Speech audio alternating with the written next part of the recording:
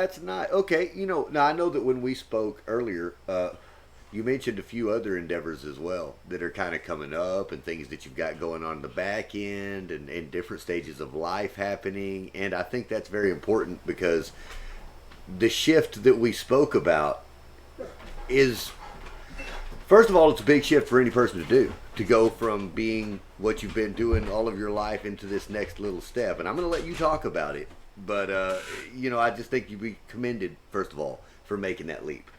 Second of all, I think it's a very wise decision with time and physical energy, and to be able to actually provide real value to human beings who are readily bodily able and ready to go out there and start their world, doing what you've spent your life doing.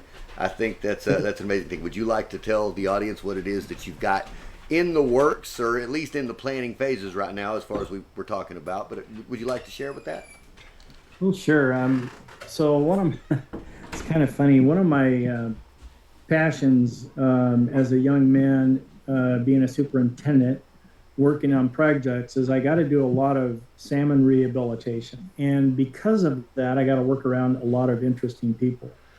I tore down the first dam in the United States, and if you can imagine, I had no clue, but they asked if we could have visitors, and I said, "Oh, sure, yeah, we can have visitors." The Department of Fisheries wanted to have people come out there, and so they started bringing a busload, two busloads actually, of people, and they're getting off the bus, and I'm like, "Whoa, whoa, whoa, what's going on?"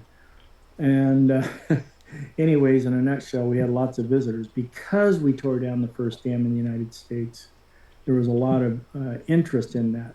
Well, for me, I spent a lot of time talking to a lot of these gentlemen from the Department of Fisheries. And so I've kind of had this passion for doing water type projects. And I know we didn't really talk much about that, but I was going to um, ask, though. I looked. so I, right. So, anyways, I like building ponds and waterfalls and that kind of stuff. Here's the interesting part of it, though. My take is a little different than a lot of the people that build those kind of facilities. They want to use plastic and all kinds of beads and all kinds of stuff to do the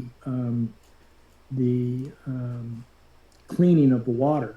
And me, because of working where I did and seeing what Mother Nature does and how Mother Nature does it, I've worked more towards doing a natural type system.